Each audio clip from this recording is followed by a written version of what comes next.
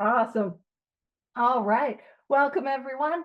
Where we're going to kick off today is on page XXXI and triple X and then an I. And if Roman numerals are not inherently your jam, why would they be? Uh, the easiest way to find the page that we're on is we're going to go page 1 and then go back a full page. So find page 1, that one's pretty easy, it's got one, and then go back a full page. And we're on the right-hand side of the page and the very, very top, XXXI. And we're in the chapter, The Doctor's Opinion. And as we're going through the doctor's opinion, what are we talking about?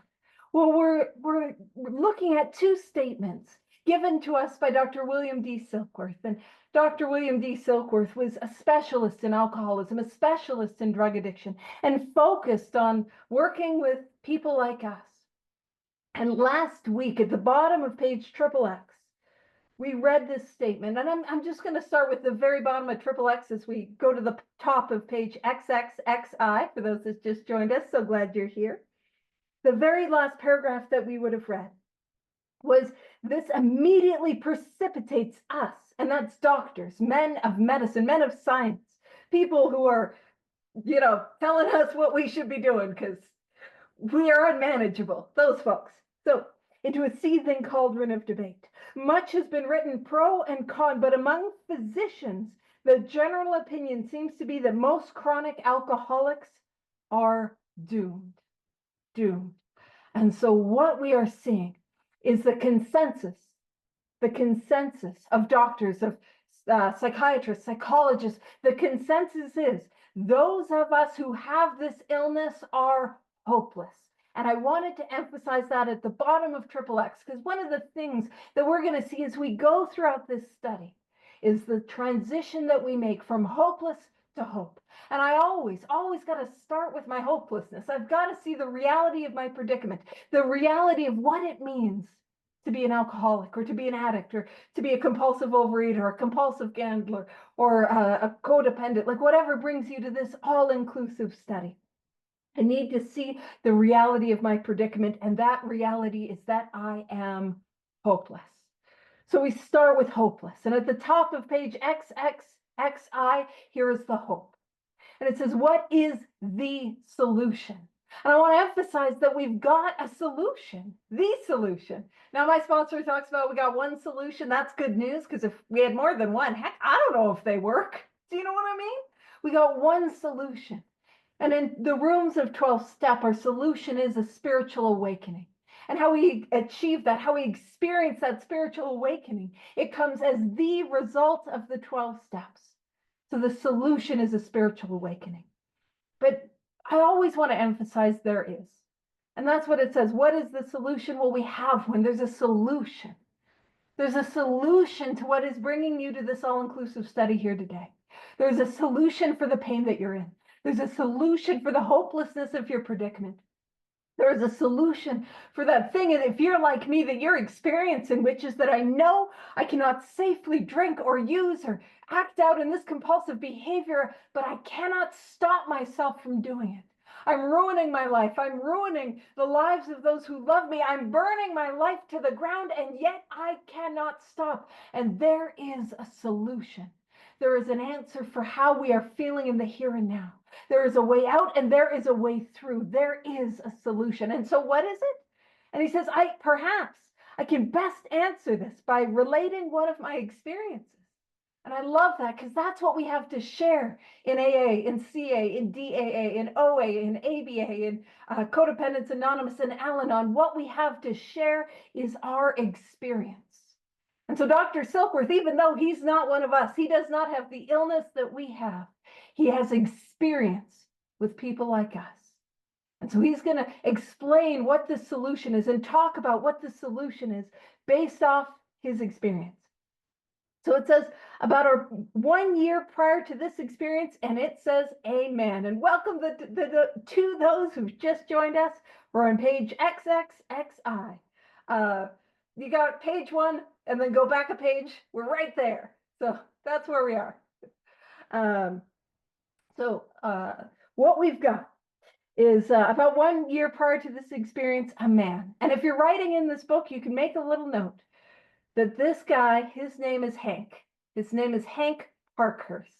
And actually, I went to the trouble. So what I will do is I'll do a little screen share, just because I think it's sometimes fun to be able to like see these guys. Do you know what I mean? To put a face to the words and to see that these are real people that existed. And so this is my guy. This is my homie. His name is Hank Parkhurst. And his story was in the first edition. And his story was called The Unbelievers. And if you're like, I'd like to read more that Hank has written, well, we got you. Don't you worry. Hank also wrote the chapter, and then it was edited by Bill Wilson, because Hank is a little like me. So if you know me, you've come to this study before, we're like, ooh, immediately that tells us a lot about Hank. But if you're new to this study, welcome. So glad you're here.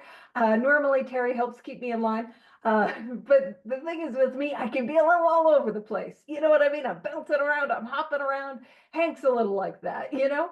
And so this is our guy, Hank, and he wrote the chapter to employers. And that's the only chapter in our book, you know, in the first 164 that isn't real, that wasn't written by Bill Wilson. But he did have to edit it because Hank was all over the place. So about 1 year prior to this experience, a man, this guy, Hank, I don't know if it reverses it, so I don't know which way I'm supposed to point, but our guy, Hank, was brought in to be treated for chronic alcoholism. So again, Dr. Silkworth is seeing this patient, this guy, Hank. And it says he had but partially recovered from a gastric hemorrhage. And what that means, a gastric hemorrhage is internal bleeding in the digestive system. So basically, Hank Parkhurst had drank his way into internal bleeding. He had then gotten treatment for his internal bleeding and drank again. Do I know what that's like? Have I ever had to go to the doctor, the hospital, detox as the result of the consequences of my drinking, my drug use, whatever brings us to this all-inclusive study? And have I ever sought treatment for it? And have I ever drank or acted out in that way again? If that's me, man, that is a sign that I have this illness. That is a sign of the power of this illness. And man, that's what happened to Hank, you know?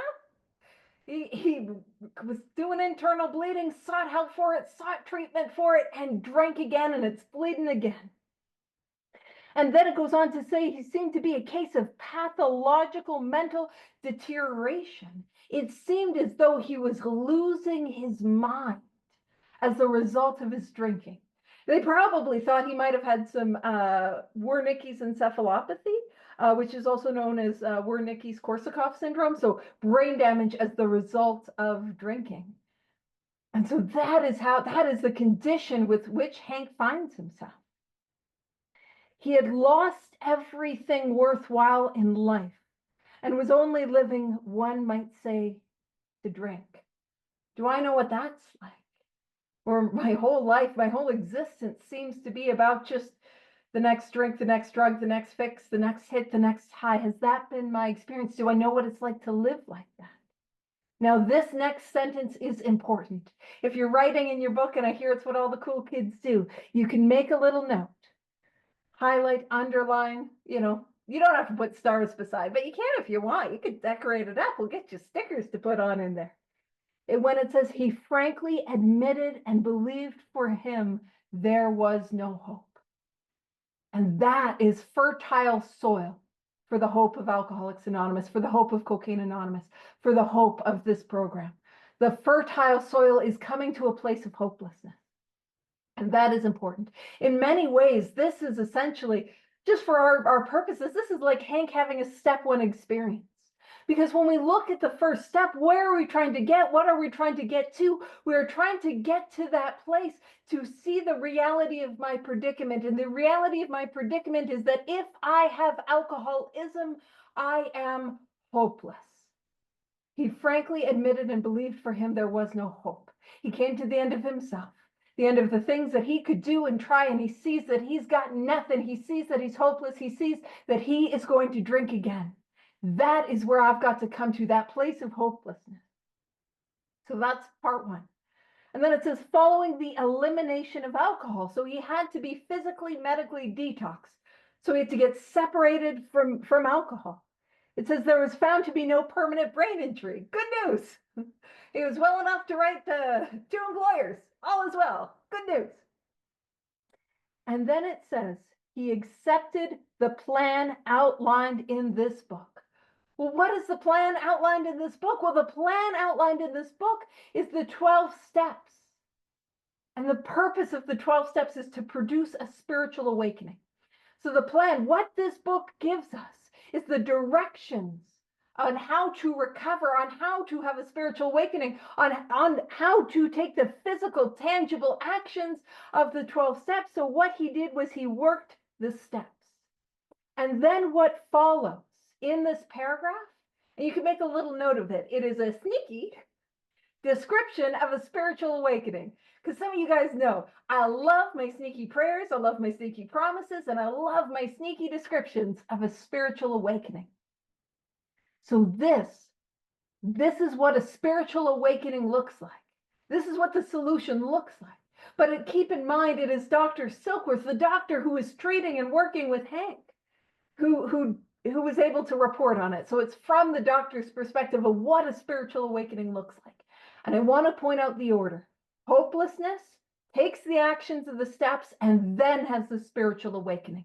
I have to start from hopelessness, because only then am I going to pick up the actions of the 12 steps. You know what I mean? None of those look appealing. If I got other options, I'm going to go try those first. You know what I mean? And so this is what a spiritual awakening looks like.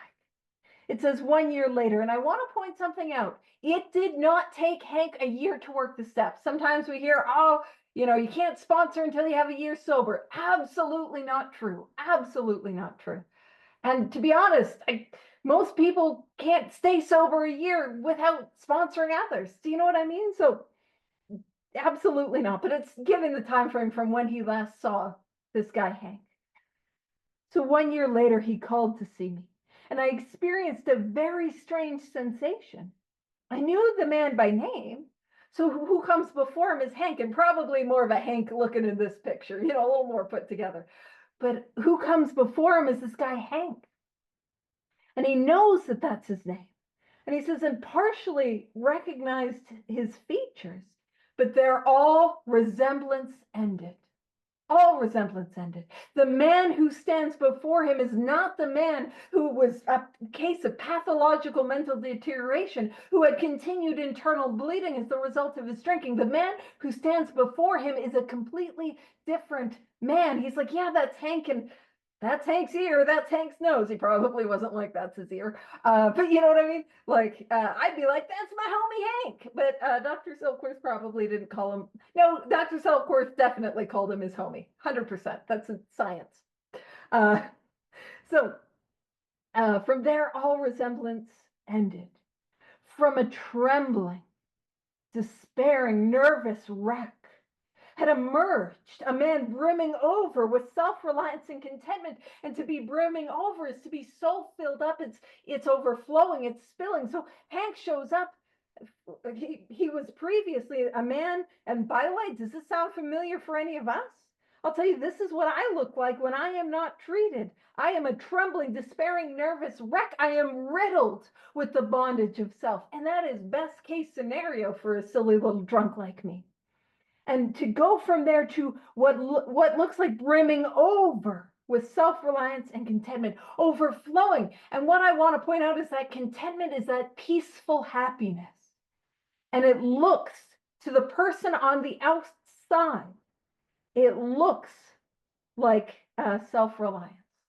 That's what it looks like. It looks like a self-assured person. It looks like somebody who feels and appears to be confident. But in reality, it's higher power, God, creator, spirit of the universe, reliance. But it looks like, it looks like I got my stuff together. So, and so it goes on to say, I talked with him for some time, but was not able to bring myself to feel that I had known him before. To me, he was a stranger, and so he left me. It's like, this is the core of who this man is different. To me, he was a stranger, and so he left me. A long time has passed with no return to alcohol. And so what does a spiritual awakening look like? It looks like this profound, radical change, and really a positive one. Sometimes it's like, who will I be without my defects? Man, I promise, who will we be is who we always wanted to be. That's who we get to be, is who we always wanted to be. But also a symptom of a spiritual awakening is that permanent contented sobriety. I got to keep doing it. If I do not keep doing this work, I will not continue to have that sobriety. I will not continue to have that spiritual awakening. My life is dependent on the actions that I take on a daily basis. You know what I'm saying? So that's my guy, Hank. He might be your guy too. It's okay if you're like, I don't like Hank. That's fine. That's fair. We got another guy for you. I love my history homies. Oh, and sometimes I joke about like, oh, if we saw these guys on Tinder, which way would we swipe? You know what I'm saying? If you wouldn't swipe on Hank, don't you worry, I got you with Fitz. Woo! I mean, we don't need to judge their appearance, but what I will say is Fitz. So when I need a mental uplift, I often think of another case brought in by a physician prominent in New York. And this is our guy, Fitz Mayo. And if you're writing, like, how do we spell, right? Look at him. Oh, those eyes. You could get lost in those. I'm just trying to spice up the history. You know what I mean? Anything to get people interested. Hey, buddy. So when I need a mental oh, sorry, his name is Fitz Mayo, and his name is spelled Fitz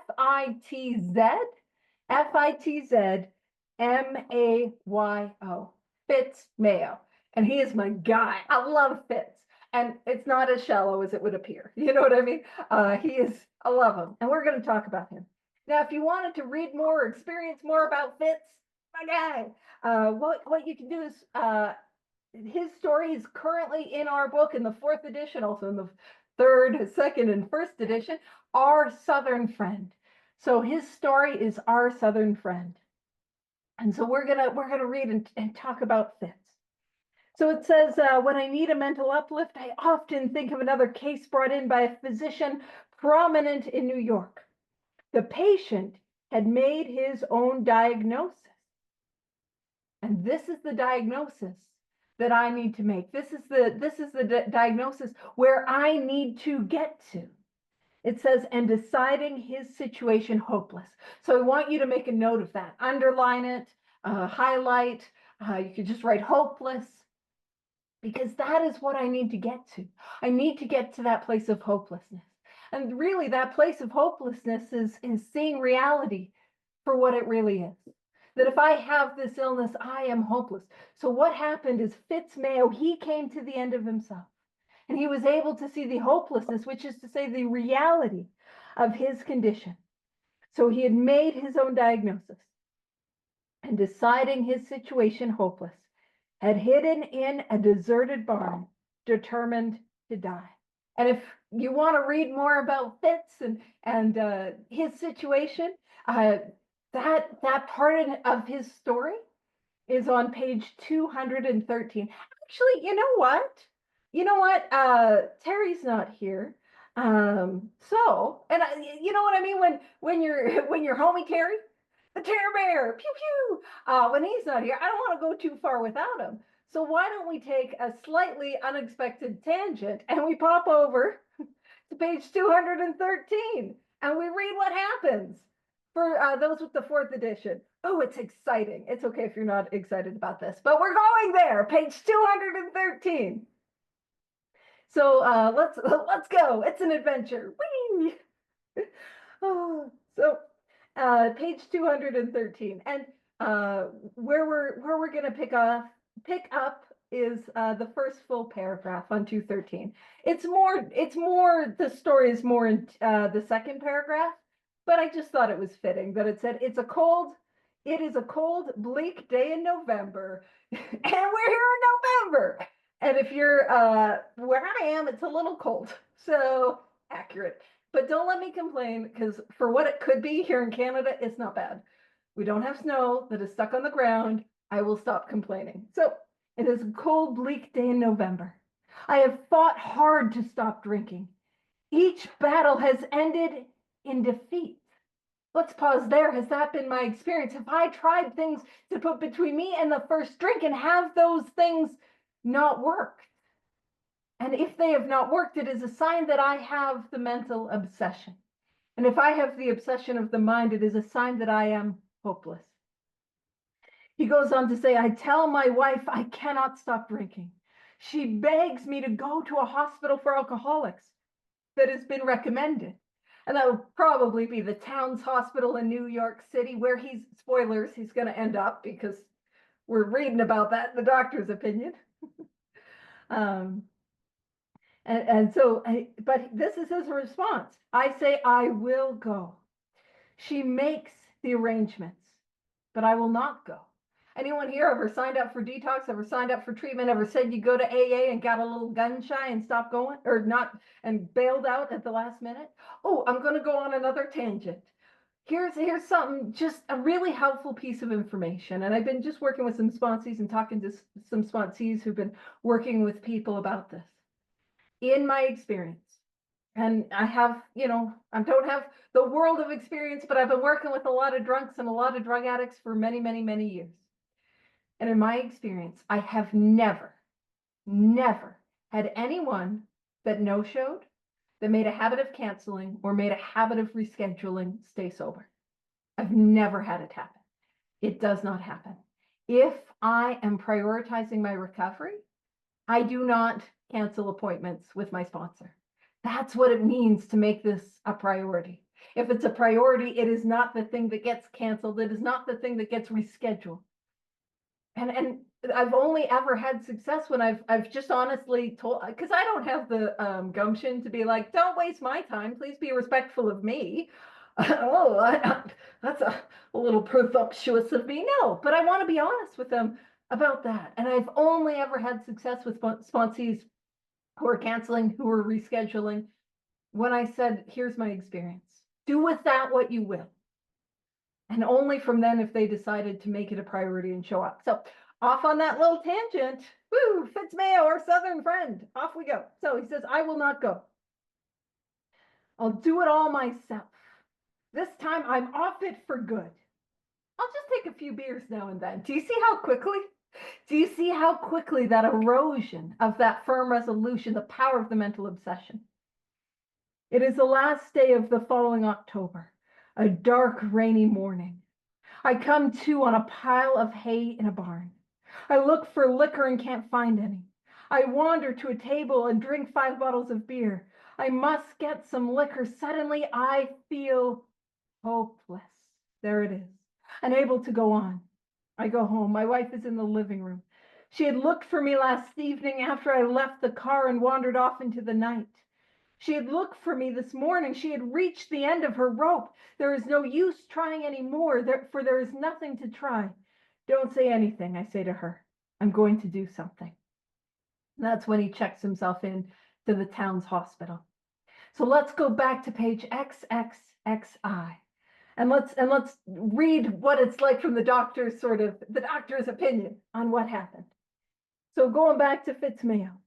So the patient had made his own diagnosis, XXXI, and deciding his situation hopeless, had hidden in a deserted barn, determined to die. And part of why I have such love in my heart for this guy Fitz, I don't know which side of the screen he's on for me, but this guy, maybe this guy, my guy Fitz, is because he was the first guy in the book that I could see myself in, that I could see my story in. And I had a similar sort of experience where I was in downtown Calgary, and I was living on the streets at that time.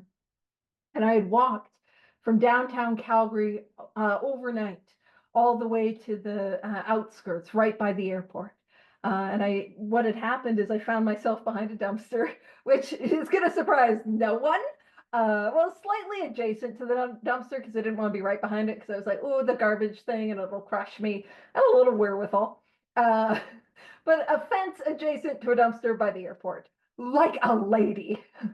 And it was just this place where my body had given up.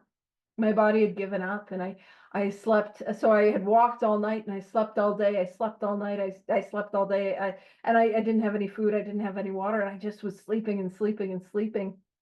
And I remember it would have been on the second or third night, the temperature dropped, and I forgot to look it up in Fahrenheit, but I'll tell you in Celsius, it was hovering around zero, which is around 32 degrees Fahrenheit. So it was around, a couple above, couple below 0 degrees. And that night, the temperature dropped to 30 degrees, negative 30 degrees Celsius.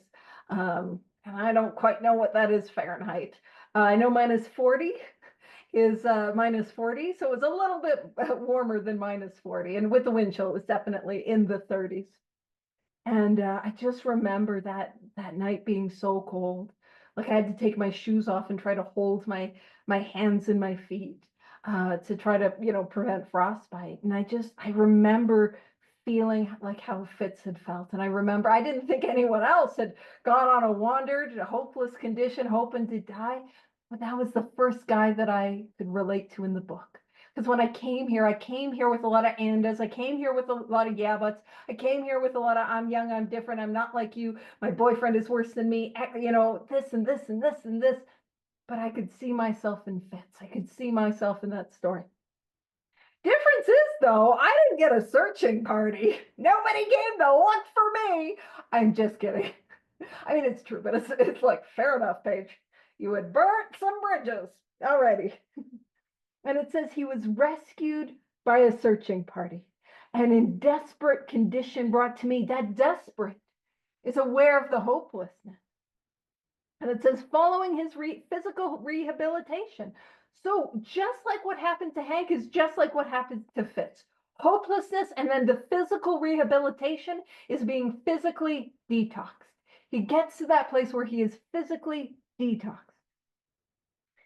So following his physical rehabilitation, he had a talk with me in which he frankly stated he thought treatment a waste of effort, unless I could assure him, which no one ever had, that in the future he would have the willpower. And I want to point out willpower is in quotes, because the reality, the willpower, let me finish the sentence, that he would, so he said, he frankly stated he thought treatment a waste of effort, unless I could assure him, which no one ever had, that in the future he would have the willpower to resist the impulse to drink and to be an alcoholic, to be an addict, to be a compulsive, whatever brings you to this study, is to be a human being where willpower does nothing against the first drink, the first drug, the first compulsive, whatever it is. The mental obsession is stronger than my willpower. Have I had experiences where I have used my willpower to try to stay sober and it not work? And if so, I probably have this illness. And part of why I love Fitz, because Fitz helped me crash through some of the denial, some of my andas, some of my yabas. But sometimes I think, man, you don't understand. My case is so much worse than yours. Most of the time, to be honest, I think I'm not as bad as you. To be honest with you, I'm like, oh no, I'm not that bad. But there's some times I fall into the no, I'm way worse than you. You don't understand. I'm so different and worse and bad. And I'll read it from Fitz's perspective. His alcoholic problem was so complex. Man, you don't understand. My problem is so complex. His depression's so great. Man, I thought mine was. I had desperate depression, terrible anxiety my entire life, whole wax of outside issues. And if I feel like that's me, that my depression is so great, my situation so complex, you don't understand, I'm different, but we can relate to Fitz. And our experience can be what Fitz experienced. And let's see what happened to Fitz. Let's see the course of action that Fitz took. It says we felt his only hope would be through what we then called moral psychology.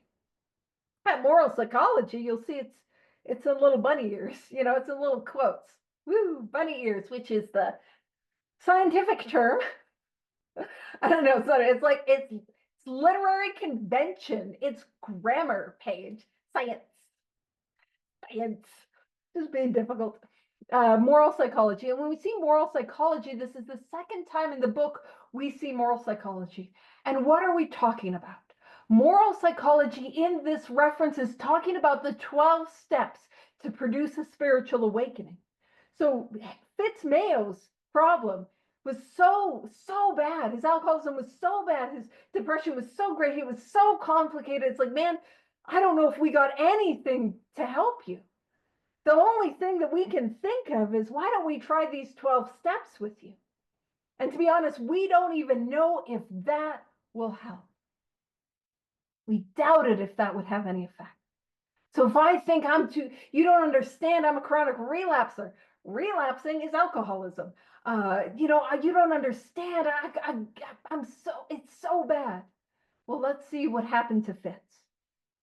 So it says, however, he did become sold on the ideas contained in this book. To be sold on the ideas contained in this book is to say he worked these 12 steps. He took the actions that later became our 12 steps as outlined in this book. So that's what that means. He took the actions of the 12 steps. And then this is another sneaky description of the spiritual awakening. So here's what a spiritual awakening, a spiritual experience looks like. It says he has not had a drink for a great many years. I see him now and then, and he is as fine a specimen of manhood as one could wish to meet. So what happened is he takes the actions of the 12 steps, and this is what a spiritual awakening looks like. Those two sentences. He's not had a drink for a great many years. Permanent, contented sobriety. That's what's on offer. And that Fitzmayo is as fine a specimen. And some of you are looking at him and you're like, oh, he a fine specimen. We're talking about his soul and his character, you guys. Get your minds out of the gutter. But fine specimen. Fine a specimen of manhood as one could wish to meet. And such an outstanding person of humanity. That's what we're talking about.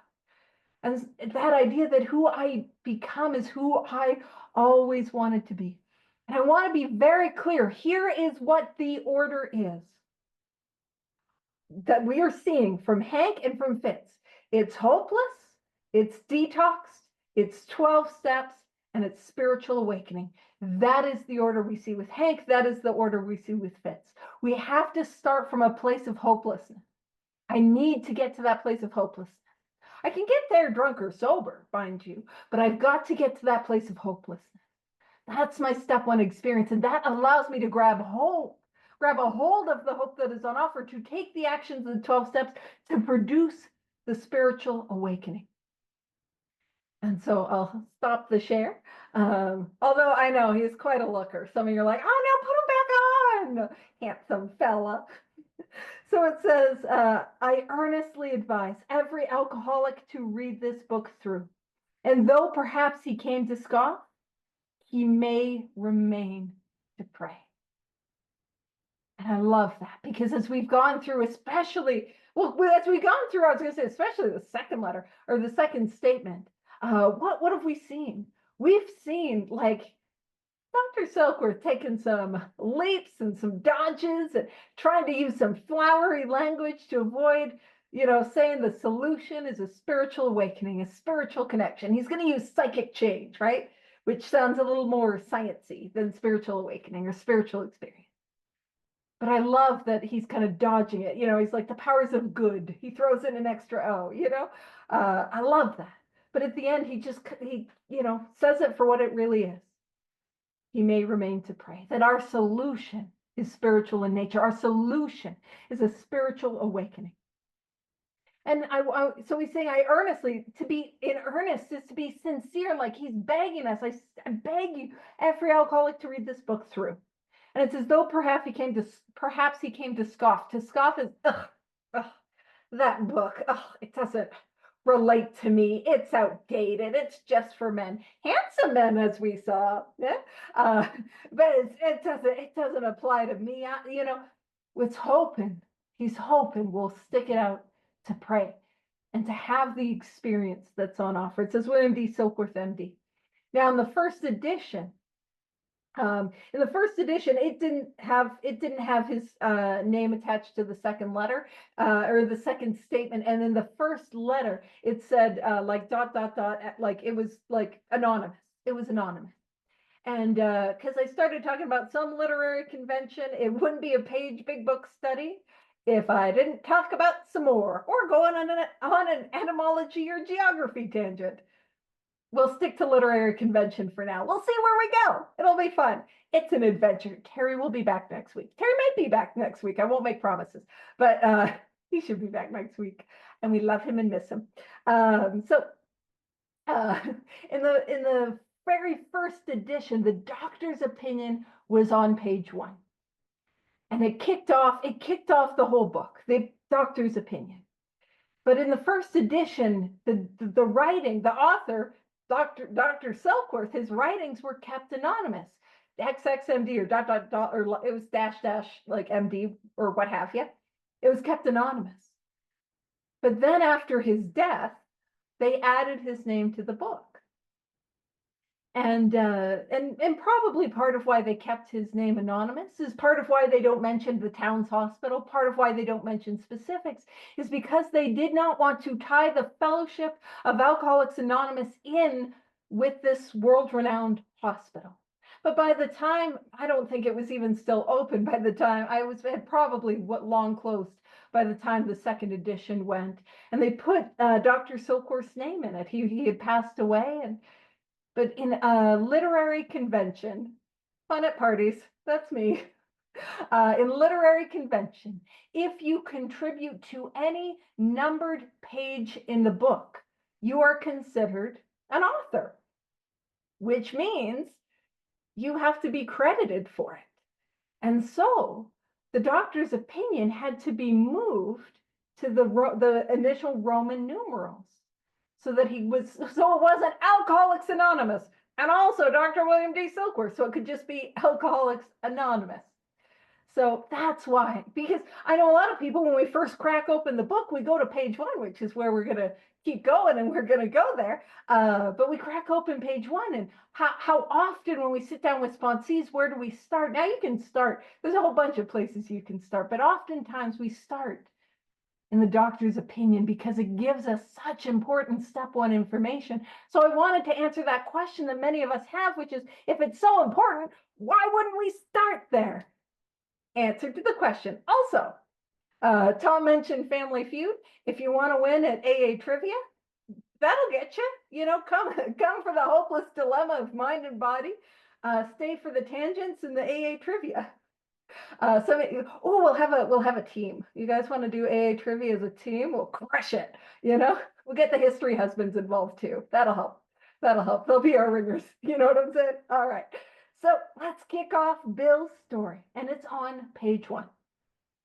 And Bill's story, and for those that don't know, I didn't remember to grab a picture of Bill Wilson ahead of time, so I won't screen share that. But you'll see him. You'll see him around. Handsome fella. I just want to bump all their tires. Great guys, bunch of guys, just guys being sober alcoholics, having a spiritual awakening and helping others. Am I right? All right. Bill's story. And what is Bill's story trying to do? Bill's story is trying to 12-step us, the reader.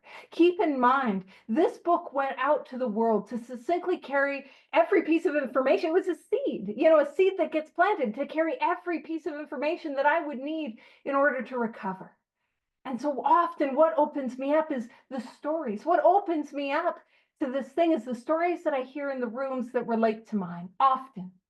For me, to be honest, it was page 44, the 2 statements that I can turn to questions that pegged me right between the eyes. I'm like, whoa, I have this thing. Because I'm sure you guys would never do it, but I was like judging, and I'm not like you. And they'd be like, here's a fact about yourself. And I'm like, whoo, you missed me, like, whoo, doesn't apply.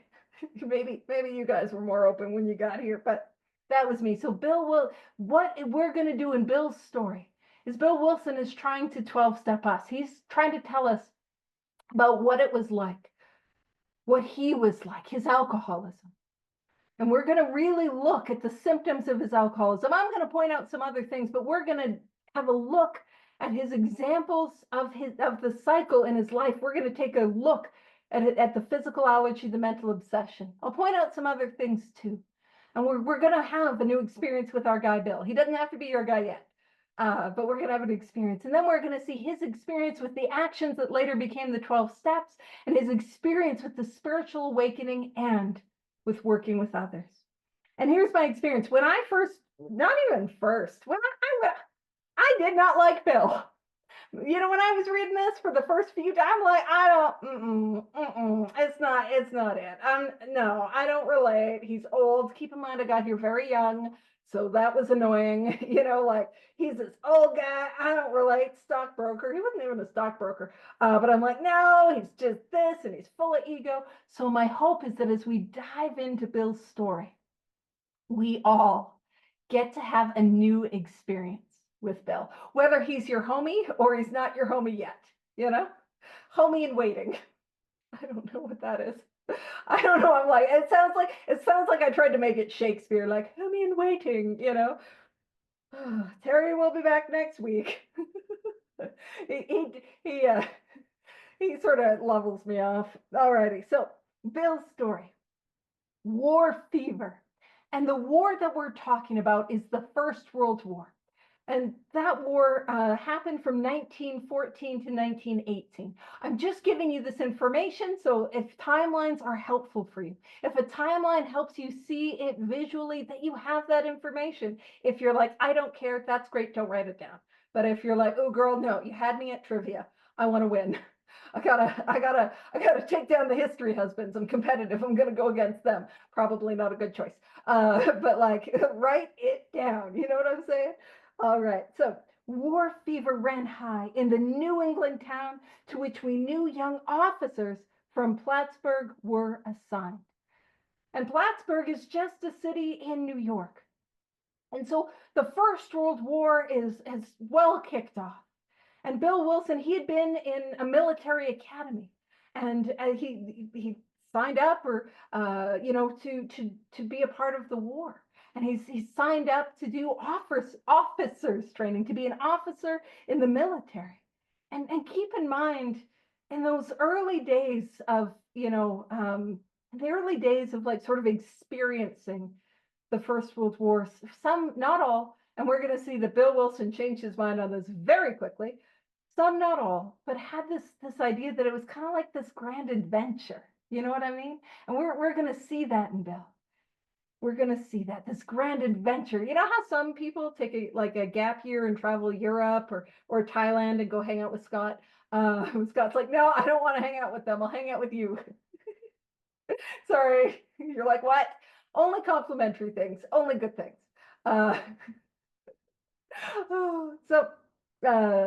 It was kind of that grand adventure.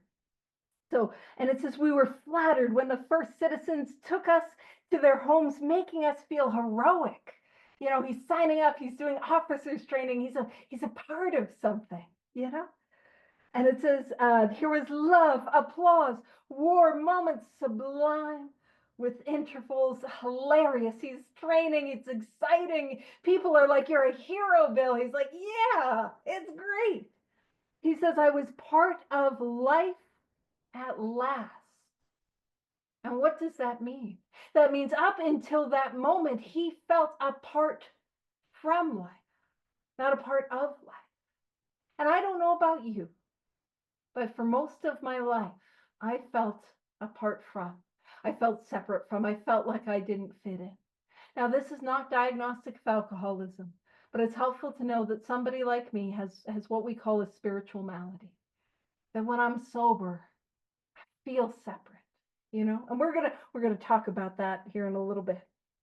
It was a part of life at last. So now he feels a part of. He felt separate from life up until this moment. And it says, in the midst of the excitement, I discovered liquor.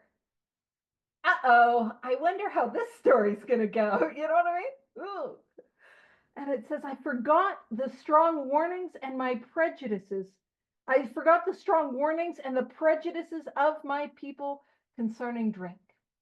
And so what it's talking about is Bill Wilson came from a long line of alcoholics. There was alcoholism in his family. And his family had warned him, Bill, drinking is not a good idea. Can I relate to that? Did I? Yeah, red flags. Flags are red, but what was there alcoholism in my family? Was there, oh, thank you. Was there alcoholism in my family? I will throw, hold on, let me see if I can do this real quick. Maybe, no, I might not be able to. But was there alcoholism in my family? Did I experience strong warnings early on that drinking might not be a good idea? The thing that was happening in the background that I was like, ooh, can I do it? Maybe. Let's find out. Billy Dubs! Look at the guy! There he is! Raymond sent me a picture in chat. I'm like, let me see if I can download it, open it on my thing, and then screen share it real quick and real smooth and real subtle so nobody noticed that any of that happened. Seamless. I did it. Nobody knows.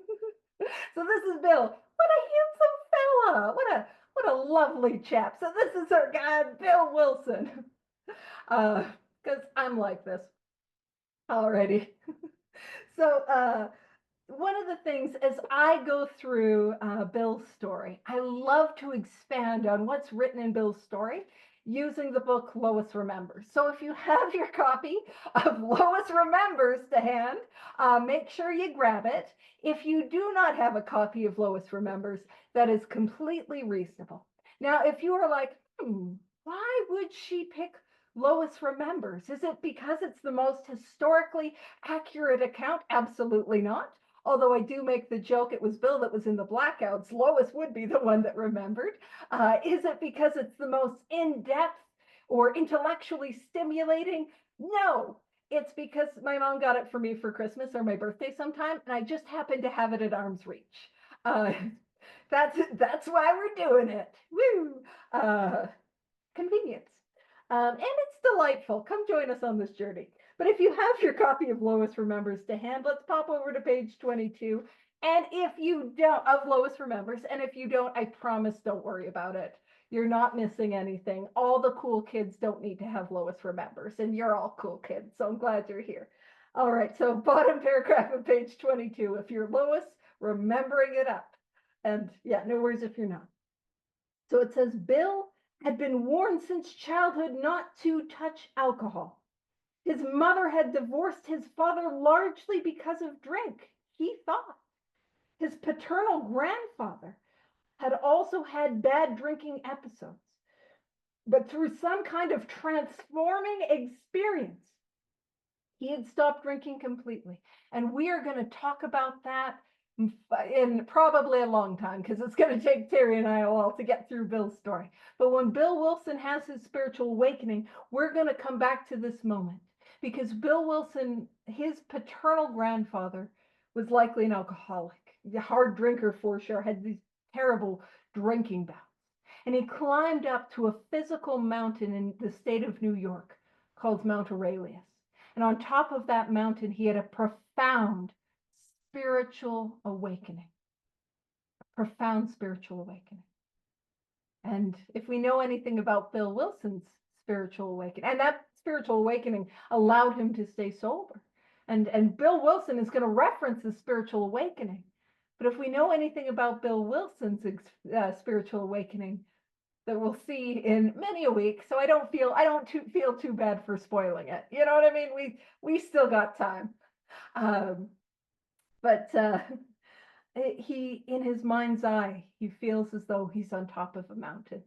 And what a beautiful moment, and a beautiful connection between his grandfather and himself and his spiritual awakening. But the purpose of why I'm reading this is he had alcoholism in his family, and they said, not a good idea to drink. And Bill's like, I agree, not a good idea to drink.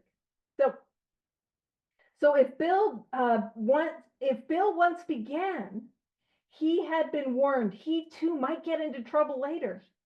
He believed this and decided not to drink.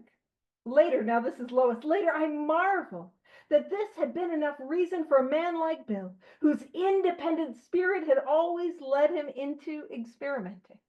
So did I grow up, or did I have warnings? Did I see alcoholism around, or did I have that thing like, I don't want to be anything like my mom, my uncle, my whatever. I don't want to be like them.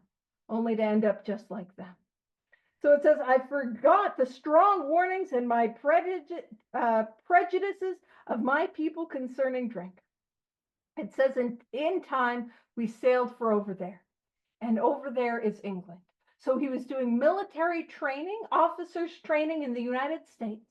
And then they traveled over to England to do some more training. And he lands in England. When it says we landed in England, you can make a note that that is August of 1918. So keep in mind the war is going to end November 11th of 1918. And so we're at the very, very tail end of the war that he makes his way up to the to England. And so in time we sailed for over there. I was very lonely and again turned to alcohol. And I want to make a note of that because loneliness is a sign of the spiritual malady.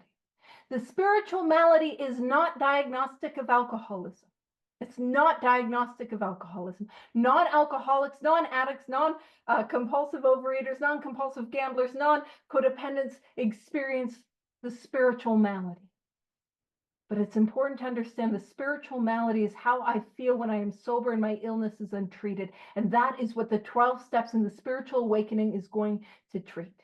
And when we talk about loneliness, what loneliness is it is a conscious sense of separateness from God. I don't know that when I get here, but I know that to be true. And here is how I know this to be true. My experience, and it might just be yours, my experience is that I know what it is like to feel and to be absolutely, utterly lonely and alone in a stadium full of other people. I don't know about you. That's been my experience. And I don't know about you, but my experience is that I know what it is like to be absolutely, utterly lonely and alone in a room full of people.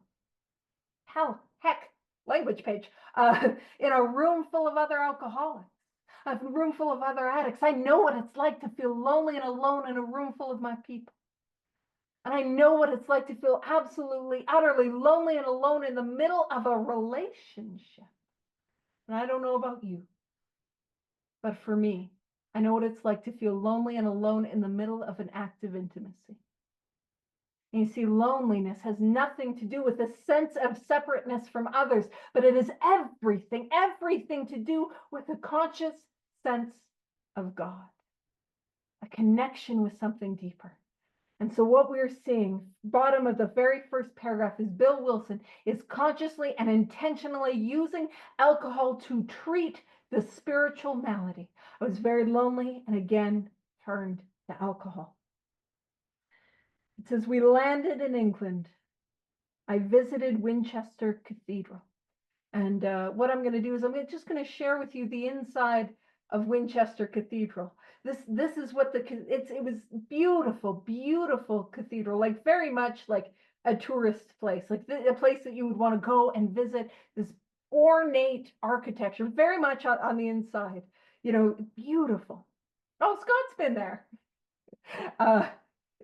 Sorry, I'm catching Scott unawares. He's like, girl, I'm busy.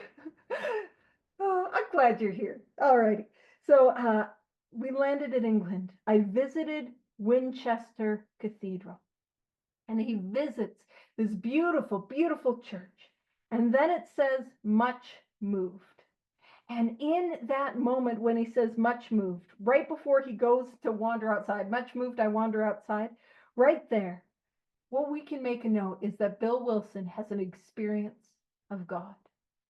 He has this moment where he feels this connectedness of God. And I want to point this out because Bill Wilson is going to reference this moment again and again and again later on in this book. Now, if you have, the book Alcoholics Anonymous, later on in his story. But Lois remembers, if you got your Lois remembers, because I know we all have that to hand, let's pop and let's go to page 25.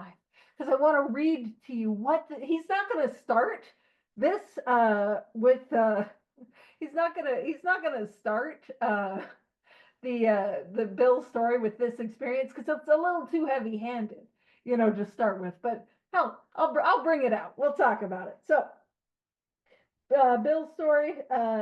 So we're popping over to page 25 in the book Lois Remembers, and it is the fourth full paragraph near the bottom of the page.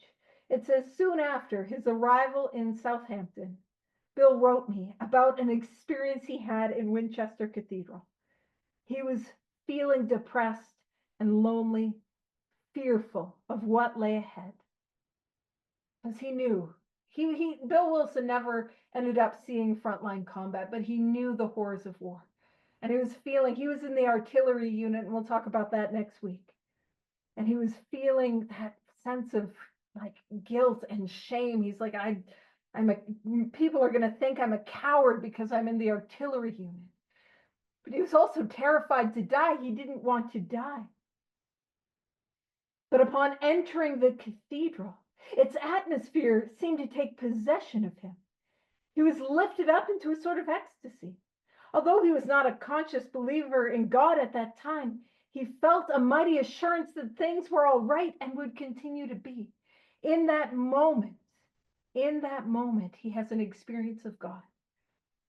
Have I ever had any moments in my life where things have been, like not good, but I had a mighty assurance that things were going to be okay? Have I had an experience of connectedness? And this is Bill's first moment of connectedness. It's not going to be enough to keep him sober. I can't just have one experience. I can't stay well on an old experience. But the spiritual experience that is cultivated through the 12 steps is one that is sufficient. And what we'll also find is it is not just sufficient, it is one that I get to grow and to seek and deepen and develop, because I can't just have one. And so what we'll do, I'll stop the share. And what we'll do is, much moved, I wandered outside. My attention was caught by a doggerel on an old tombstone. And that is the inscription and the epitaph on a tombstone.